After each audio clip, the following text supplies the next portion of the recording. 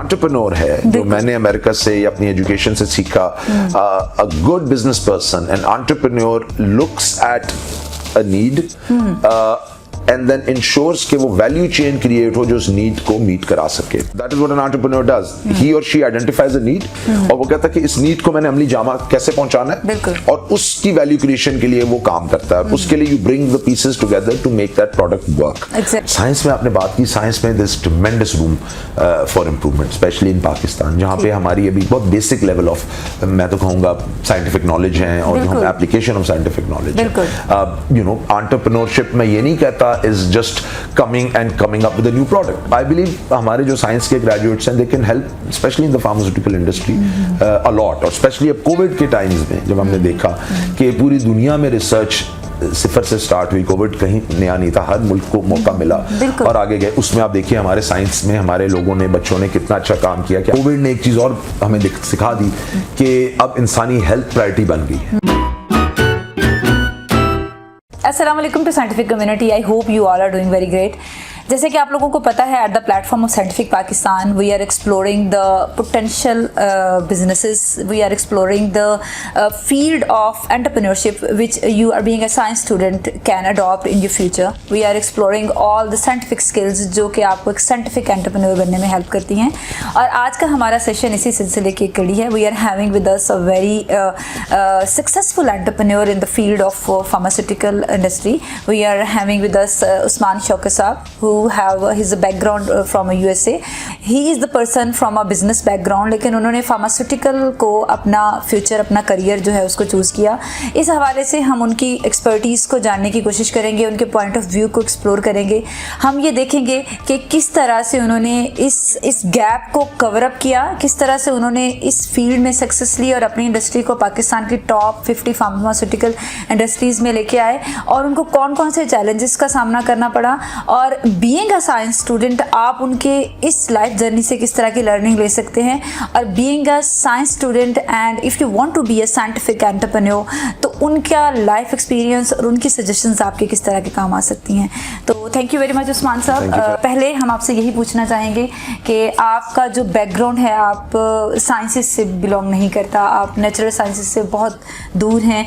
तो आपने जो फील्ड चुनी वो ऐसी फील्ड थी जिसमें डायरेक्ट अप्लाई हो रही है natural sciences, and you are dealing with the lifes of the person. इतनी रिस्की फील्ड है ये. तो किस तरह से आपने, क्या आप सोचे कि आप इसको, और फिर बड़ा सक्सेसफुली आपने उसको कोप अप किया, बड़े अच्छे से आप उस बिजनेस को लेके चले. पहले तो अपना बैकग्राउंड थोड़ा सा हमें इस हवाले से बताएं, फिर हम एक्सप्लोर करेंगे कि एक अच्छा सेटअप रन करने के लिए किस तरह की एक्सपर्टीज़ की ज़रूरत होती है और आप इतने बड़े बड़े चैलेंजेस भी एक्सेप्ट कर लेते हैं. Sure. Thank you very much, first of all, Dr. Saiba, for having me on the show, and I appreciate the initiative और ये जो साइंटिफिक पाकिस्तान है इसकी काविश और जो ये आप लोगों का सिलसिला है, ये डेफिनेटली एक वैल्यू एडेड सर्विस है फॉर आवर नेशन. मेरी एजुकेशन प्रिलिमिनरी पाकिस्तान में थी, and after my preliminary education I went to the US for my undergraduate degree. मेरी डिग्री वहाँ पे फाइनेंस, इकोनॉमिक्स और इंटरनेशनल बिजनेस में थी from the university of Virginia, McIntyre School of Commerce, which is one of the leading undergraduate business schools. Naturally, चूँकि finance से ताल्लुक था, तो I had a inclination from day one के corporate world का भी experience लिया जाए. Especially finance में न्यूयॉर्क सिटी जो है अमेरिका में, वो एक financial hub माना जाता है for the financial sector. तो after graduation I went to New York city. वहाँ JP Morgan बैंक के साथ मैंने investment banking की for about 3 years. और 2005 में I returned to Pakistan to join the venture Biolabs. Background मेरा definitely like you said is finance का background है मेरा, but जो मेरा corporate America का experience है of working there, being a banker there, helped me a lot in this business. इसमें आना कैसे हुआ? Our family business belonged to the livestock and poultry sector, so we had this entity which was working in the veterinary pharmaceuticals, poultry and livestock since 91, and we wanted to expand it. तो सन 2005 में जब मैं वापस आया, तो देखें as a businessman आपने कहा कि I didn't have a chemist background, I didn't have a scientific background, but अगर आप दुनिया के global businesses देखें, you look at companies, अगर हम ज़्यादा दूर ना जाए, इंडिया की बात करें, ग्रुप like टाटा और ग्रुप लाइक रिलायंस, अगर आप देखें उनकी जो मैनेजमेंट्स हैं, of course they are the same but they are in the fields of telecommunications, they are in the field of health care, they are in the field of construction. So that doesn't mean that the CEO needs to have a field of study in every practical business that they're in. जो एक entrepreneur है, जो मैंने America से या अपनी education से सीखा, a good business person, an entrepreneur looks at a need and then ensures कि वो वैल्यू चेन क्रिएट हो जो उस नीड को मीट करा सके. वो फार्मास्यूटिकल्स में हो सकती है, वो फूड में हो सकती है, वो एफएमसीजी सेक्टर में हो सकती है, वो किसी सेक्टर में हो सकती है, but you need to identify. तो the most successful businessmen out there or entrepreneurs out there in the world necessarily do not have that degree जिसमें वो होते हैं. तो but they have the vision. Exactly. They have the idea कि इस चीज की नीड है. This is what that is what an entrepreneur does. He और शी आइडेंटिफाइज अ नीड और वो कहता है कि इस नीड को मैंने अमली जामा कैसे पहुंचाना है, और उसकी वैल्यू क्रिएशन के लिए वो काम करता है, और उसके लिए you bring the pieces together to make that product work. और अगर वो आइडिया अच्छा है, वो विजन अच्छी है, तो obviously that gives you fruitful success in the future. Health care Pakistan में आज भी अगर देखा जाए तो it's one of the least developed areas. हम जब 2005 में इस बिजनेस का आगाज किया मैंने, तो आइडिया वहीं से आया कि pharmaceuticals and health care was one thing जो developing countries like Pakistan there is a big lack. हमारे public health care system is unable to support the health requirements of Pakistan. Hence आप देखती हैं कि प्राइवेट हेल्थ केयर बहुत है. सरकारी अस्पताल में या सरकारी जो इलाज है उसको अवॉइड किया जाता है, और जो अफोर्ड कर सकता है वो हमेशा प्राइवेट इलाज की तरफ जाता है. अगेन ये चूंकि हमारे रिसोर्सेज का फुकदान है, we are a poor country, हमारी रिसोर्सेज नहीं है, तो लिहाजा प्राइवेट सेक्टर को ये फिल करना पड़ता है. तो there was a big need. 22 crore की आबादी है हमारी. We have water borne diseases हमारी कंट्री में, एक डिजीज प्रोफाइल है. Health care needs are not there, quality medicines are not being given. So वहां से दिस नीड अरोज के if you develop a good pharmaceutical entity that is able to give quality products at an economical price, तो ये एक ना सिर्फ हमारे लोगों के लिए एक सर्विस भी होगी and will also be a profitable business. जी, जब ये डिसाइड कर लिया तो then as a business entrepreneur my vision was that how do I make this company, how do I make this entity जहाँ से एक अच्छी क्वालिटी की medicines और pharmaceuticals लोगों को मिल सकें. उसके लिए फिर the right talent was required, the right people were required. Again, a good entrepreneur sees the value chain. वो देखता है कि जी मुझे पहले मैन्युफैक्चरिंग ऑफ ड्रग्स मेडिसिन्स करानी है. अब उनको मैं कैसे कराऊंगा जब मेरे पास अच्छे फार्मासिस्ट और केमिस्ट होंगे. तो obviously the first people we needed in this industry were pharmacist, chemist. We went through a very rigorous hiring process. उस हायरिंग प्रोसेस के जरिए हमने अपनी टीम्स सेलेक्ट की.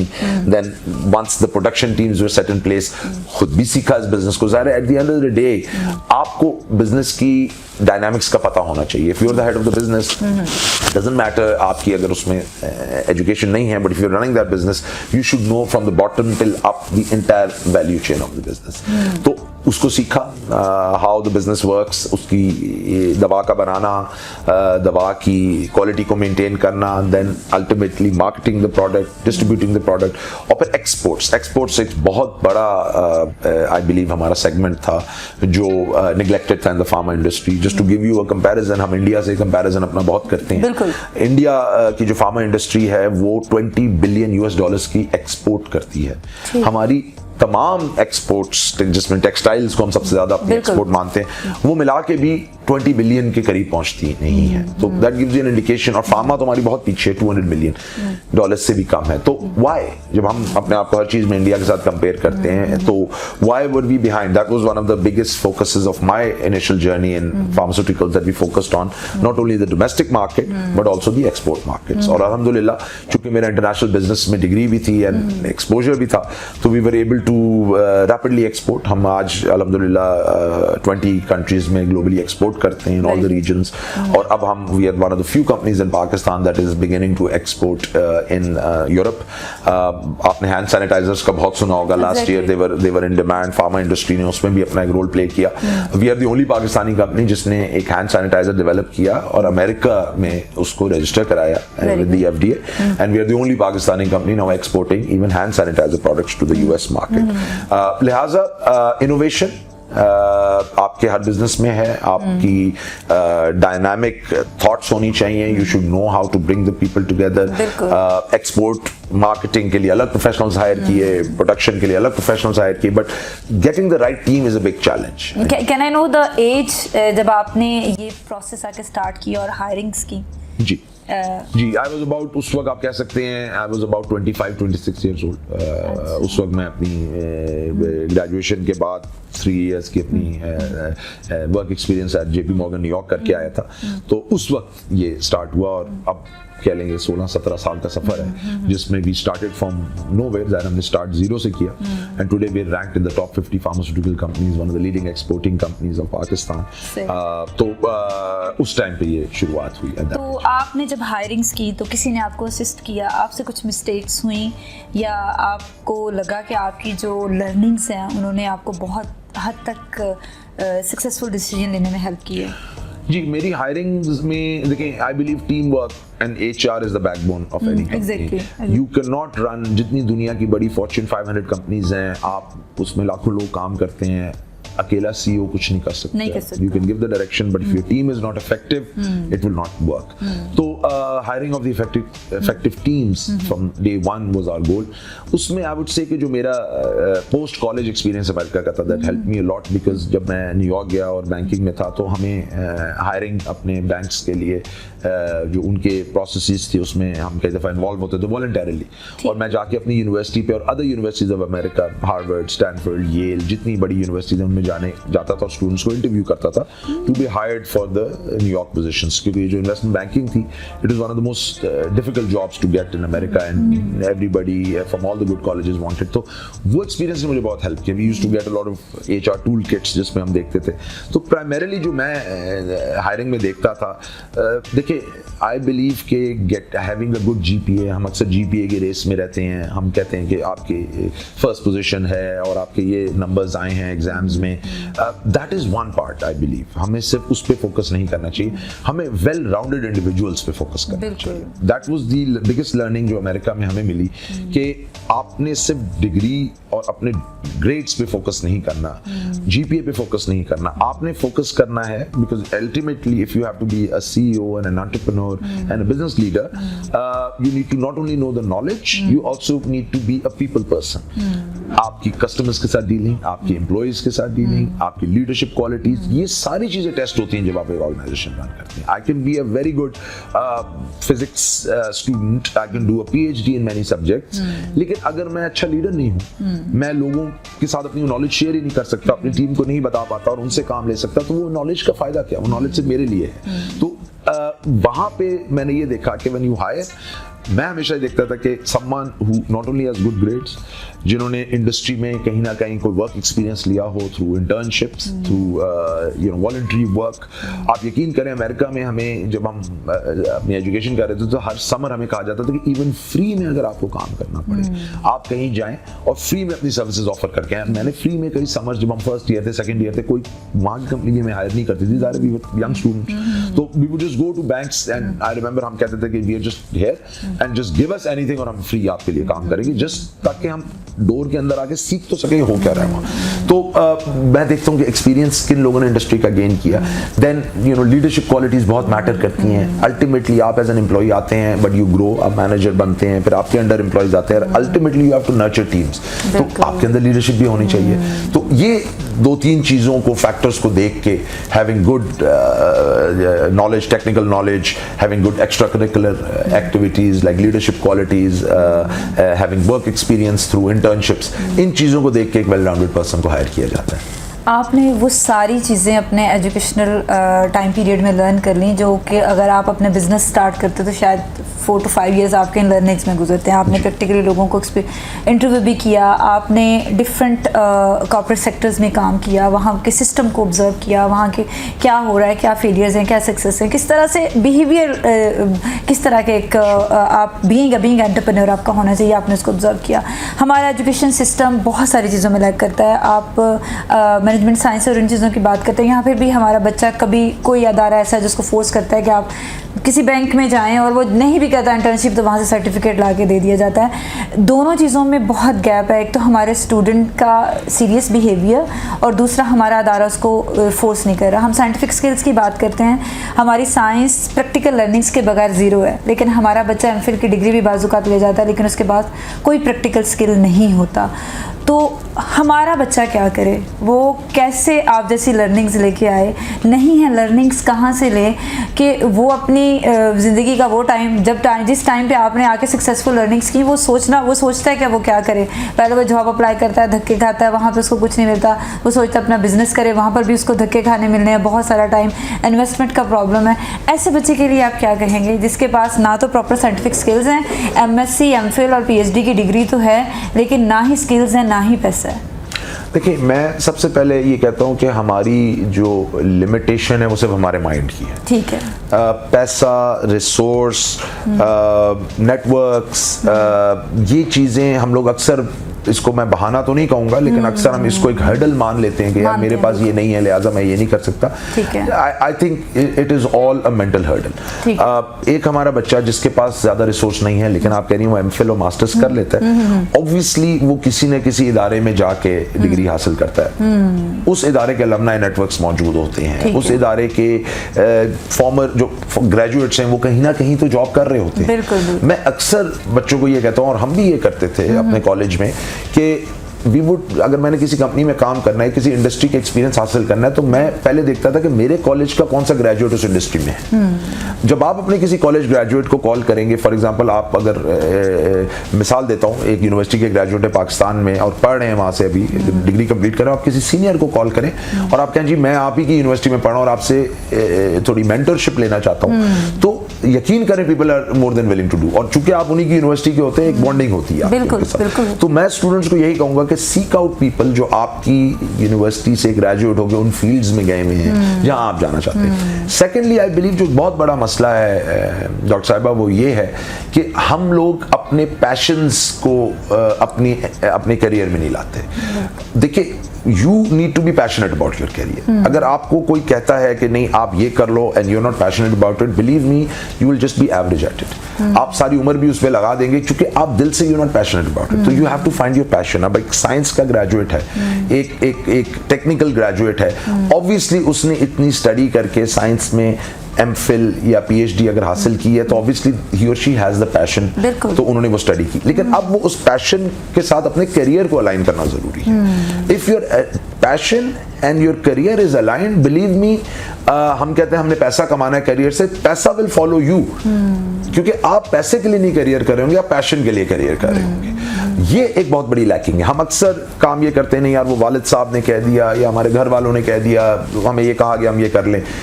देखिए, दैट विल नेवर वर्क। आपको अपनी एक वो कहते हैं ना इनसाइड मकालमा करना जरूरी है कि जी मेरी जो स्किल सेट है, मेरा जो पैशन है वो कहाँ पे है। एंड साइंस में आपने बात की, साइंस में this ट्रेमेंडस room for improvement, specially in Pakistan, जहाँ पे हमारी अभी बहुत बेसिक लेवल ऑफ, मैं तो कहूँगा साइंटिफिक नॉलेज है और जो हम एप्लीकेशन ऑफ साइंटिफिक नॉलेज है, यू नो, एंटरप्रेन्योरशिप मैं ये नहीं कहता is just coming up with a new product. अब मैं अपने जो यहाँ पे टीम मेंबर्स हैं, मैं उनसे कहता हूँ हम एक दवा बनाते हैं, फॉर एग्जाम्पल हम पैरासिटामोल बनाते हैं। पैरासिटामोल एक बहुत कॉमन दवा है, लेकिन उस दवा को बनाने के कई तरीके हैं। वो फॉर्मुलेशंस हैं जो फार्मासिस्ट बनाते हैं, उसकी एक एक्टिव फार्मास्यूटिकल इंग्रेडिएंट होता है, फिर एक्सीपिएंट होता है, फिर उसके जरिए फॉर्मुलेशन, और वो फॉर्मुलेशन जो डेवलप करती है हर कंपनी, वो अपनी प्रोप्राइटरी फॉर्मुलेशन कर सकती है। हाँ, टेस्ट रिजल्ट्स उसके वही होने चाहिए, लेकिन बनाने का तरीका हर किसी का अलग है। तो उसमें एंटरप्रेन्योरशिप है। There are many products in Pakistan जो हम कहते हैं यार मरीज की पहुंच में नहीं है, महंगी दवाएं हैं। तो मैं अपने अक्सर फार्मासिस्ट भाइयों से कहता हूं जो वो यहाँ काम कर रहे होते हैं या बहनों से कि यार आप लोग ये क्यों नहीं एंटरप्रेन्योरशिप इनोवेशन लाते कि आप इसी की फॉर्मुलेशन को ट्वीक करें and maybe come up with a cheaper way of making this same product. बिल्कुल, that is also an entrepreneurship and day to day हम करते हैं। हमारे R&D डिपार्टमेंट्स हैं, वी हैव सम प्रोडक्ट्स जिसमें हमें कॉस्टिंग के चैलेंजेस आते हैं कि हम उसको एक नहीं बना पाते, वो इतनी बनने में इतनी महंगी होती है कि वो फिर एंड में प्राइस कंपैरेटिव नहीं रहती। तो हम अक्सर कोशिश ये करते हैं कि क्या इसमें चेंज किया जा सकता सकता है। जाहिर है उसमें मेन केमिकल इंग्रेडिएंट्स तो आपने वही रखना है, लेकिन जो एक्सीपिएंट्स हैं, जो आपके मैन्युफैक्चरिंग मेथड्स हैं, उनको चेंज किया जा सकता है to make it more economical. Secondly, एक तो इकोनॉमिक्स आ गई, entrepreneurship is also on the patient compliance.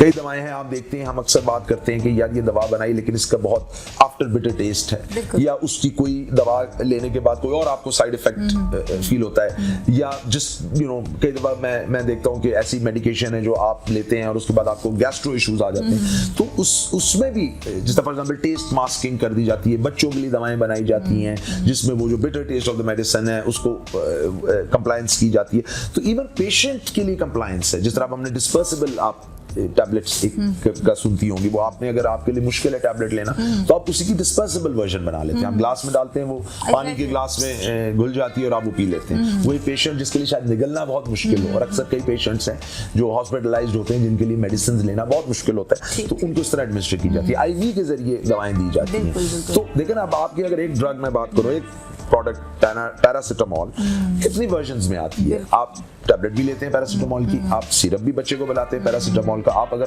खुदा ना खास्ता हॉस्पिटल में एडमिट हो जाए तो आपको आईवी भी लग जाती है पैरासिटामोल की।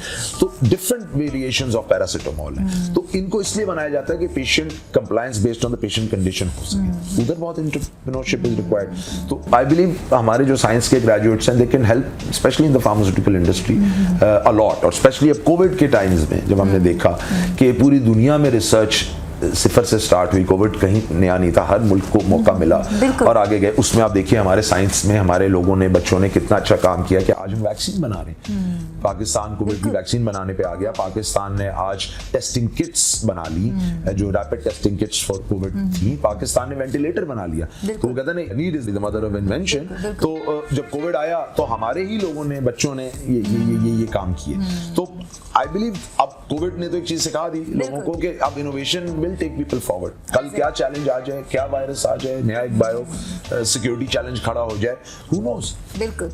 आप जब हायर करते हैं बच्चे, हमारे बच्चे बहुत ज़्यादा अनकॉन्फिडेंट भी हैं कि उनके पास स्किल्स नहीं हैं, they are having degrees, they are having science degrees. एक आपको दो तरह के हम साइंस के स्टूडेंट को फोकस कर लेते हैं। फॉर एग्जांपल, आपको अपनी लेबॉर्ट्री प्रिपरेशन के लिए फार्मासिस्ट चाहिए और आपको अपनी क्वालिटी कंट्रोल के लिए केमिस्ट चाहिए। तो आप कौन सी बेसिक नीड्स हैं, एक बच्चा है वो उसने एमफिल फॉर एग्जांपल फार्मेसी में किया और वो आपकी लैब को एज अ साइंटिस्ट करना चाहता है, ज्वाइन कुछ चेंजेस लेके आना चाहता है, आपकी रिसर्च एंड डेवलपमेंट में आपको हेल्प करना चाहता है, तो कौन सी बेसिक उसमें क्वालिटीज़ होना ज़रूरी है, उसकी बेसिक लर्निंग्स जो आप देखते हैं कि उसकी सीवी में चीज़ें मौजूद हों? देखिए, फर्स्ट ऑफ ऑल तो जिस तरह मैंने कहा कि उनकी मैं एकेडेमिया इंडस्ट्री लिंकेज को बहुत इम्पोर्टेंस देता हूँ। अच्छा। सिर्फ किताबी नॉलेज होना इज नॉट इनफ। ठीक है। और आई बिलीव दैट्स जहाँ हमारा बहुत बड़ा लैक है। ठीक है। हम लोग एमफिल्स पैदा कर रहे हैं, पीएचडीज बना रहे हैं, लेकिन इंडस्ट्री नॉलेज नहीं दे रहे। और जब वो इंडस्ट्री आते हैं, ऑब्वियसली एक बच्चा जिसने एमफिल या पीएचडी किया, वो उसकी एक इकोनॉमिक नीड है जब वो इंडस्ट्री में आता है, और वो एक्सपेक्ट करता है कि जी मेरी पे स्केल इस हिसाब से हो, लेकिन इंडस्ट्री कहती है जी आप जो हमें आउटपुट दे रहे हैं वो उस लेवल की नहीं है, तो वहाँ पर एक मिसमैच ऑफ एक्सपेक्टेशन आता है। तो मैं पहली चीज़ जो देखता हूँ, मैं ये देखता हूँ कि ये जो डिग्री की है इन्होंने, इसके साथ साथ इन्होंने इंडस्ट्री के साथ कितनी लिंकेजेस रखी हैं। क्या इन्होंने एकेडेमिया के साथ साथ कोई प्रोजेक्ट्स पे काम किया। अब हमारे पास बच्चे हैं जो आते हैं और वो 3 मंथ्स की रोलिंग इंटर्नशिप करते हैं, वापस चले जाते हैं। अच्छा। लेकिन उन्हीं में से हम आइडेंटिफाई करते हैं किड्स जो हमारे फ्यूचर के परमानेंट मेंबर्स बन सके हमारी टीम के। तो आई लुक एट पीपल जिन्होंने एक्सपीरियंसेस गेन किए होते हैं। सिर्फ किताबी नॉलेज या एकेडमिक नॉलेज से ज़्यादा मैं एक्सपोजर दो, इवन अगर अपनी फील्ड में नहीं की। देखिए, मैं बिलीव करता हूँ कि प्रोफेशनलिज्म आपका पे ऑफ करता है हर इंडस्ट्री में। मेरे पास कई ऐसे बच्चे आते हैं जिन्होंने फार्मा में आज काम कर रहे हैं, लेकिन इससे पहले उन्होंने डायग्नोस्टिक लैब्स में काम किया होता है या हॉस्पिटल्स में काम किया होता है। हमारे इधर नहीं किया, डजंट मैटर, लेकिन दैट शोज कि अगर उन्होंने एक अच्छे इदारे में काम किया, मीन्स के they have known the hierarchy, उनको ऑर्गेनाइजेशन स्ट्रक्चर्स का पता लगा होगा, उनको प्रोटोकॉल्स का पता लगा होगा, डिपार्टमेंट्स, उनकी अकाउंटेबिलिटीज, एसओपीज के बारे में पता लगा होगा, जिसको हम जॉब रिस्पांसिबिलिटीज कहते हैं, जॉब डिस्क्रिप्शंस कहते हैं। तो just by working in any corporate environment I believe आप सीखते हैं, और उससे आपको जब आप किसी और कॉर्पोरेट एनवायरनमेंट में आते हैं तो it is very easy for you to visualise के व्हाट डिपार्टमेंट डज व्हाट, और आप इफेक्टिवली फिर डिलीवर भी कर पाते हैं। बहुत इंपॉर्टेंट क्वेश्चन, हर बच्चा इस क्वेश्चन का आंसर जानना चाहता है कि अगर वो आपको इंटर्नशिप के लिए अप्रोच करना चाहे तो उसका क्या प्रोसीजर है, वो इंडिविजुअली कर सकता है या उसके अदारे को आपको अप्रोच करना ज़रूरी है? बिल्कुल इंडिविजुअली कर सकते हैं। मैं तो चूँकि डे वन से I am a big believer on I believe people take organization forward, तो good team members are always required. तो हमारी तो वेबसाइट एक बहुत डायनामिक वेबसाइट है bio-labs.net, अगर उस पर आप जाइए तो हमारा पूरा करियर्स का हमने एक टैब दिया हुआ है, तो उसमें we have our emails, we have an online form which you can fill, any interested candidate can fill, वो डायरेक्टली हमारे HR में इमीडिएटली सबमिट होता है और हमारे कई कैंडिडेट्स वहां से आते हैं। तो in our company you don't need to come formally through anyone, हमारी ईमेल और फॉर्म्स जो ऑनलाइन है उसके जरिए आप अप्लाई करें एंड वी गेट कैंडिडेट्स। एक और पाकिस्तान के किसी भी यूनिवर्सिटी से हो सकते हैं, you are not specified with not at all. आप वहां पे अगर पढ़ेंगे भी तो हमने लिखा हुआ है कि we are looking for dynamic individuals, वो जहां से भी हो। अब मैं आपको बताऊं, हम हर बैकग्राउंड के लोग हैं, हां, एरियाज स्पेसिफिक एरियाज। अब देखिए, ठीक है, वी नीड साइंस ग्रेजुएट्स, ठीक है, फार्मास्यूटिकल्स के ग्रेजुएट्स हमारे आते हैं, फार्मेसी के एंड देन केमिस्ट्री के, they work in the plant, but then again we need marketing people as well. अब वो दवा तो बना ली, लेकिन वो कहते हैं ना जो दिखता है वो बिकता है, तो अब आपने लोगों को दिखाना कैसे, वो मार्केटिंग ने दिखाना। अब मार्केटिंग में आजकल कितने डायनामिक आ गए। पहले मार्केटिंग, अच्छा फार्मा में marketing is very tricky you can say, क्योंकि फार्मा में आप टीवी ऐड नहीं दे सकते। हाँ जी, आप टीवी पे किसी दवा का ऐड नहीं देखते, आप रिसालों में अखबारों में ऐड नहीं दे सकते, तो बिलबोर्ड्स नहीं लगा सकते। अच्छा, आपने कभी भी नहीं देखे होंगे। सिर्फ चंद ड्रग्स जो OTC जिनको डिक्लेयर किया गया, लाइक पैरासिटामोल है, आप उसका देख लेते हैं या 2-3, और उसके अलावा आपको किसी मेडिसिन का आपको कहीं इश्तिहार नजर नहीं आता, क्योंकि ड्रग एक्ट ऑफ 1976 जिसके तहत हमारी फार्मा इंडस्ट्री काम करती है, उसमें ये हम लोग नहीं कर सकते। हमारा way of marketing our products is to the health care professionals. हमारा ऑडियंस, ज़ाहिर है हम पेशेंट को डायरेक्टली ना कह सकते हैं और ना ही कहना चाहिए, क्योंकि the doctor has to prescribe the medicine, तो we go to the doctors. अब अगर हमारी एक कार्डियोलॉजी की दवा है तो हम कार्डियोलॉजिस्ट के पास जाते हैं, उनको दवा के बारे में बताते हैं, सैंपलिंग करते हैं, and then once they are satisfied with the quality of the product they start prescribing it to the patient. अब ये हमारे मार्केटिंग ग्रेजुएट्स करते हैं, इसमें साइंस पीछे रह जाती है, मार्केटिंग टूल्स आगे आ जाते हैं। अब आजकल you have to be innovative. एक तो आपने डॉक्टर्स के पास जाना है, फिजिशियंस के पास जाना है, मेडिकल कम्युनिटी में जाना है, फिर सोशल मीडिया का दौर आ गया। अब सोशल मीडिया प्रेजेंस जिसकी नहीं है, ही और शी इज लैकिंग, तो अब वहां पे भी मेडिसिन्स को भी सोशल मीडिया पे आना पड़ा, हर किसी को आना पड़ा, तो वहां पे आपको सोशल मीडिया एक्सपर्ट्स चाहिए, तो वहां पे हमें डिफरेंट एक्सपर्टीज चाहिए होती है। We need graduates from the marketing side, specially अब social media side. Then we also need people on the supply chain side. अब सप्लाई चेन आपको पता है, अगर आपकी इनपुट्स ही नहीं मिलेंगे, आपके रॉ मटेरियल्स, आपके पैकेजिंग मटेरियल्स, तो दवा आप कैसे बनाएंगे।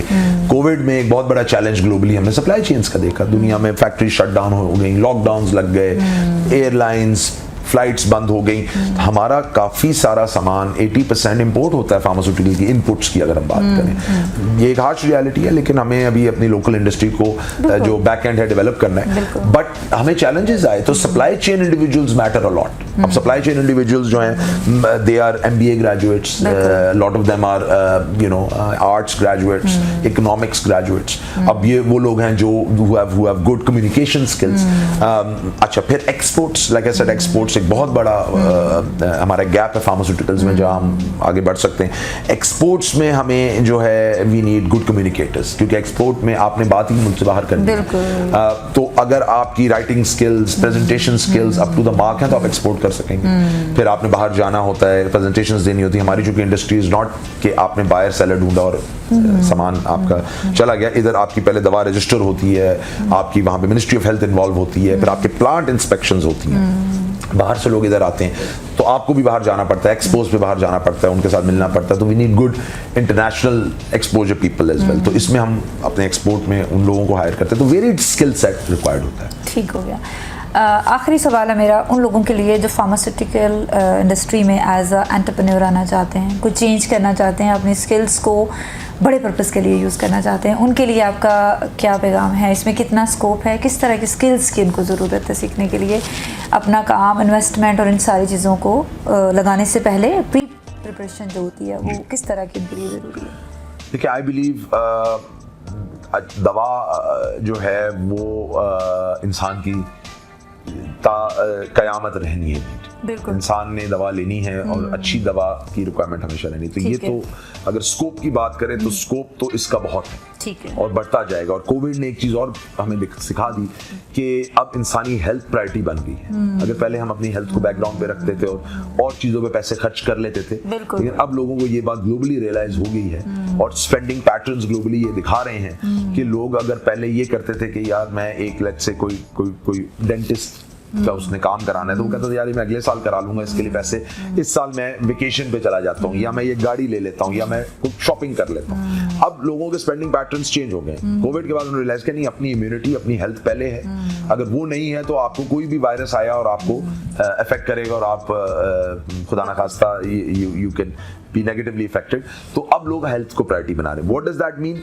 छोटी सी हेल्थ प्रॉब्लम होती है, अब लोग उसको सीरियस लेते हैं। They spending more on health. Global आप जितने ट्रेंड्स देख लें हेल्थ केयर की तरफ जा रहे हैं, तो इंडस्ट्री तो इज हाई ग्रोथ इंडस्ट्री, और in the next 10 to 15 years हम देखेंगे हाई ग्रोथ होगी। लेकिन चैलेंज भी होगा इस इंडस्ट्री में। चैलेंज वो ये होगा कि अब अच्छे प्लेस की रिक्वायरमेंट है, जहां जहां नीड भी बढ़ रही है। अब आप एज अ कंज्यूमर जरूर ये सोचेंगे 2 दफा कि यार ये प्रोडक्ट की क्वालिटी कैसी है। पहले शायद आप 2 दफा ना सोचती हूँ, आप ले लेती हूँ, लेकिन अब आप कहती हैं यार मेरी इम्यूनिटी मैटर करती है, मैं ये दवा ले रही हूँ तो इसमें खुदा ना खास्ता मेरी immunity. The most newest treatment forms, अगर मैं बात करूँ डायबिटीज में, आज से 20 साल पहले जो दवा दी जा रही थी वो आज नहीं दी जा रही।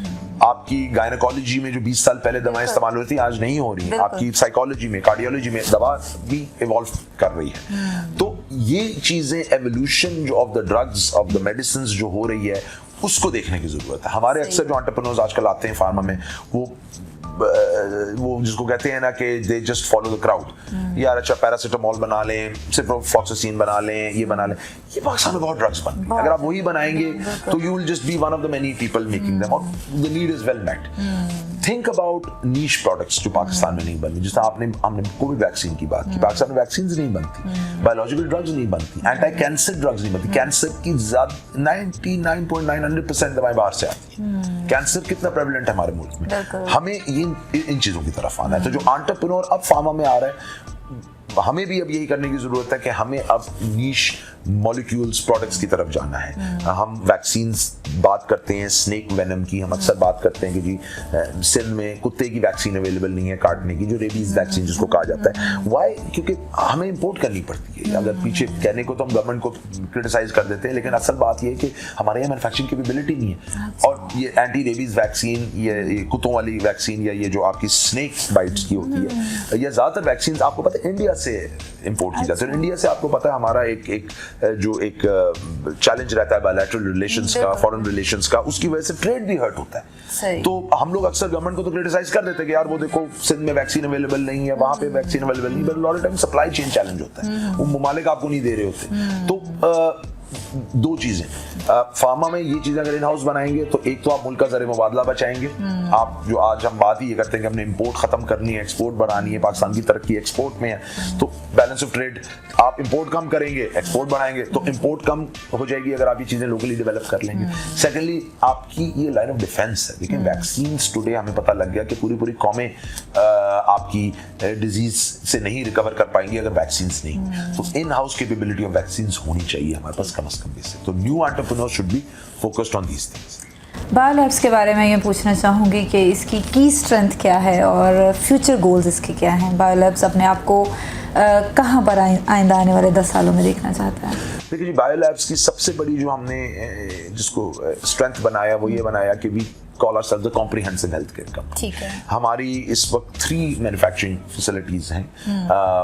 They are all manufacturing different dosage forms. They are all manufacturing different pharmaceutical preparations. तो हमारा गोल ये था कि बायोलैब should be manufacturing generic medicines for the masses.